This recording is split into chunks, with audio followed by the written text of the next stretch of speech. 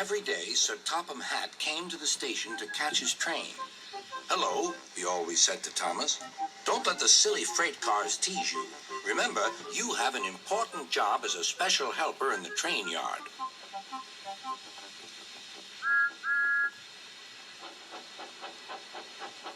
There were lots of freight cars, and Thomas worked very hard pushing and pulling them into place. There was also a small coach and two strange things his driver called cranes.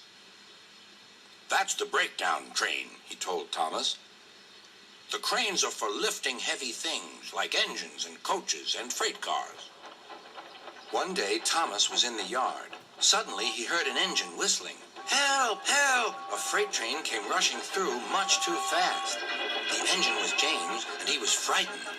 His brake blocks were on fire. "They're pushing me! They're pushing me!" he panted. "On! On!" laughed the freight cars, still whistling, "Help! Help!" Poor James disappeared.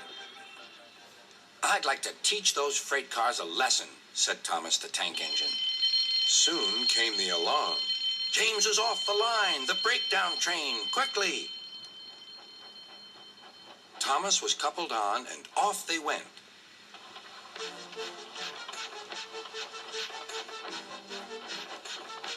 Thomas worked his hardest. "Hurry, hurry, hurry," he puffed.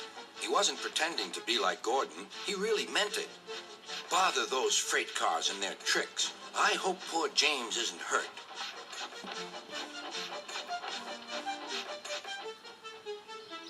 James's driver and firemen were feeling him all over to see if he was hurt.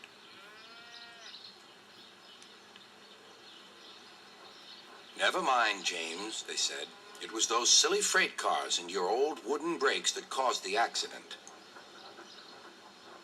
Thomas pushed the breakdown train alongside. Then he pulled away the unhurt freight cars. "Oh dear, oh dear," they groaned. "Serves you right, serves you right," puffed Thomas. He was hard at work, puffing backwards and forwards all afternoon. "This'll teach you a lesson, this'll teach you a lesson," he told the freight cars. And they answered, "Yes, it will, yes, it will." They left the broken cars. Then, with two cranes, they put James back on the rails.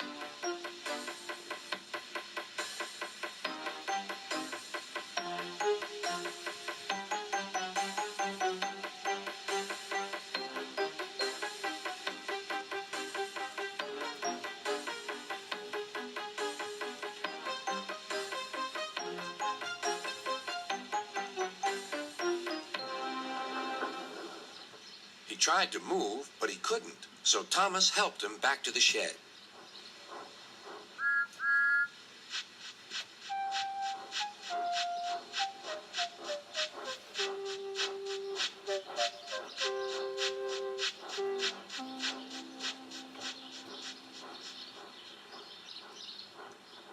Sir Topham Hatt was waiting anxiously for them.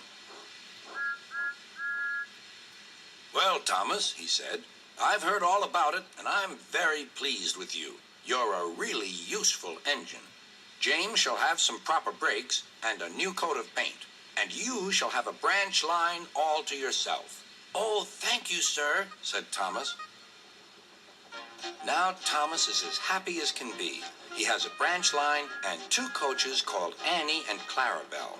He puffs proudly backwards and forwards with them all day.